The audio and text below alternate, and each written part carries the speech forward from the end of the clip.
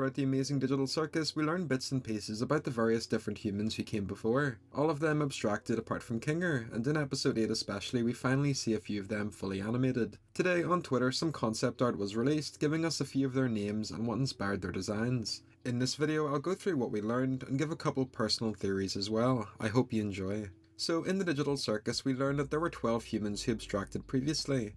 The most recent was Kaufmo, who we saw in the pilot. In a Tumblr post, Gooseworks confirmed that Ribbit was the one who abstracted before Kaufmo. We saw the aftermath of Queenie's abstraction play out in episode 3, and during episode 8 we learned a bunch of information, like the dates from when the circus was created, we heard Queenie's voice and also saw a flashback.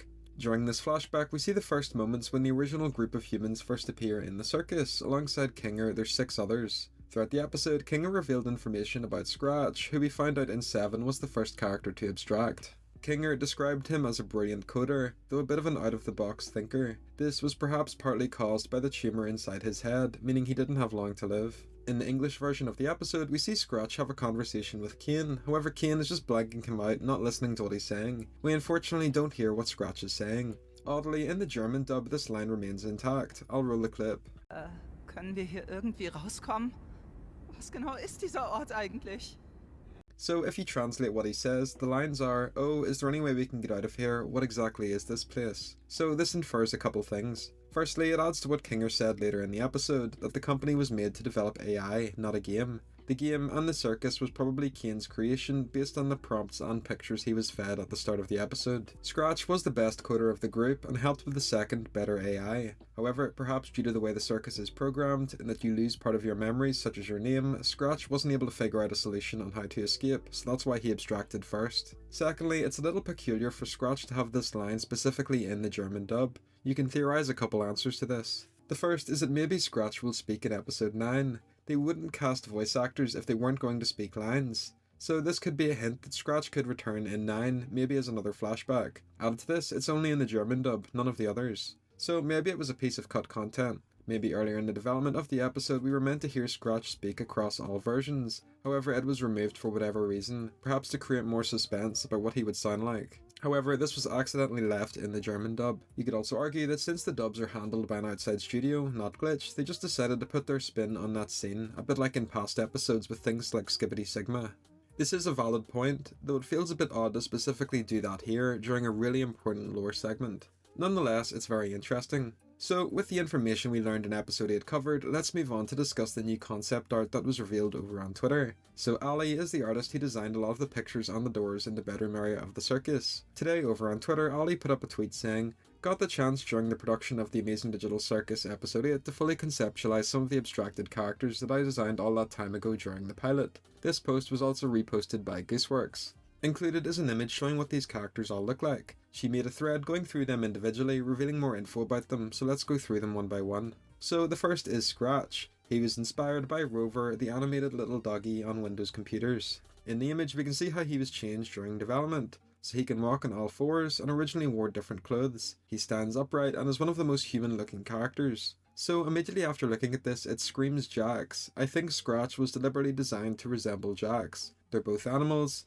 they have the same gloves and posture, and they both wear clothes. Here we can see Scratch went between a couple of variants, like having a t-shirt and jeans with shoes, to just pants, to pants and a vest, to naked, and then what we see in the actual episode with his red shirt. This isn't mentioned in the post, but I'm fairly certain that Scratch is also based on the coding language Scratch. The mascot is quite similar, and Kinger kept mentioning how good Scratch was at coding. Moving on, the second character is Wormo. This one is really funny because I remember a few fans naming this character as Wormo back when the pilot came out, so that name ended up being correct. They are inspired by the worm on a string toys and sleep with both eyes open. In the second variant they have a couple mix and match limbs, which reminds me a bit of Zooble. Zooble is also non-binary and uses any pronouns, and Wormo is just referred to as them, so maybe Wormo was like the original cast's version of Zooble. Wormo also reminds me a little of Ted from the ending of I Have No Mouth and I Must Scream, so maybe that's a deliberate reference. Out of the lot, I think Wormo, although they got a really cute design, they're probably the unluckiest because they don't have any limbs or hands, so maybe this would have made life in the circus harder. The next character is Bizco. He was inspired from 90s toys and shows. So this is really funny because in the episode he's turned around, we don't get a good look at him at all. However, now we can see him from the front and he has a massive clock on his belly. So I think out of the cast, he genuinely has a useful design because everyone can tell what time it is. He has floating hands just like Kinger, and his face, eyes and hat are gesture themed like Pomni. So like with Wormo, I think Bizco was the original group's Pomni. Out of the bunch he might be my favourite, he's very cute. Next we have Rattie. She's inspired from Tutter the Mouse from Bear in the Big Blue House. If I show you side by side you'll see the inspiration instantly. Again, like with Bizco in the episode, we don't really get a good look at Rattie, she was facing away, but now we can get a closer look. She's the smallest of all of the cast members, she has a little flower on her head, and parts of her body appear stitched together. So if I was to say who she reminds me of the most, it's definitely Ragatha. Last but not least we have Spike. He was inspired by Spike in The Land Before Time, mixed with Godzilla and classic kids' play toys. I think personally he also reminds me a lot of Barney the dinosaur. Design-wise, Spike looks very cool. We can see as well that he has movable limbs like a dino toy, very awesome. So interestingly, Queenie isn't included in this lineup. I think this means Ali specifically didn't work on her design, maybe it was Goose herself. We know Goose did the concept art for Ribbit, so it's likely that she did Queenie as well. So with these guys covered, there's a couple more humans remaining. In the episode we find out that Kinger was the last of the original group for years before Ragatha appeared, meaning the others appeared after Ragatha joined in 2008. We don't know most of the names of these characters, but they include another jester, a cyclops, a bird, a cat, a yellow clown, and then Ribbit and Kaufmo. So before we close off the video, I want to bring up a theory I've mentioned a few times since the pilot, which is that the designs of the characters will always match a specific type. So there always seems to be an animal character, like with Spike, Jax and Scratch. There'll always be a puppet type character, like Worm on a String and Ragatha. There'll always be a jester, like Bizco, Kaufmo and Pomni. There'll always be a chess piece, like Kinger and Queenie. And lastly, there always seems to be a character with a specific quirk. So maybe the Cyclops' slime, Zoopal's parts, Bizco's clock, or Gangle's masks. It definitely seems that whatever way Kane set up the circus, it'll automatically give people a body type based on their personality, and maybe if there was no one remaining of a specific faction, it'll have a higher chance of assigning that to the next person.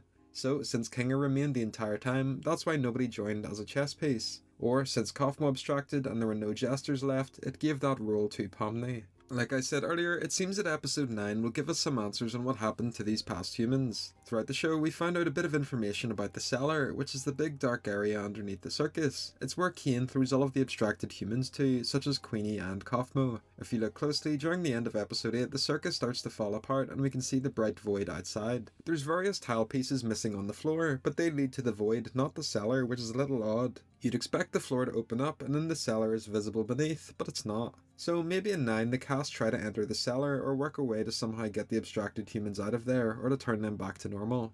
Another thing is that throughout the show fans have been waiting anxiously to meet characters like Kaufmo and especially the fan favourite Ribbit. Before the episode released, Goose responded to fans that were worried about Ribbit not appearing in 8, to which he said there's 9 episodes. Ribbit also has a voice actor and some merch, so it adds on to what I said earlier that they wouldn't cast people randomly for no reason and then not put them into the show. So this means it's nearly certain that Ribbit will appear in episode 9. It's a little difficult to gauge in what way they'll show up. Maybe all the abstracted humans will be freed so we'll finally see them speak and interact with everyone, or we get another flashback from Jax. During the episode and in the after episode teaser image we find out that Jax is still thinking over everything that's happened. He's coming to terms with the fact that he was surrounded by real people the whole time. It's not just a game. So there's a chance that maybe he sits down and has a chat with Pomni, talking about his past friends being Ribbit and Kaufmo, which is where we finally see them speak, just like Queenie did in Kinger's flashback. So that's everything. If you have any thoughts on what I've discussed, feel free to leave them down below in the comments section. As always, thanks for watching.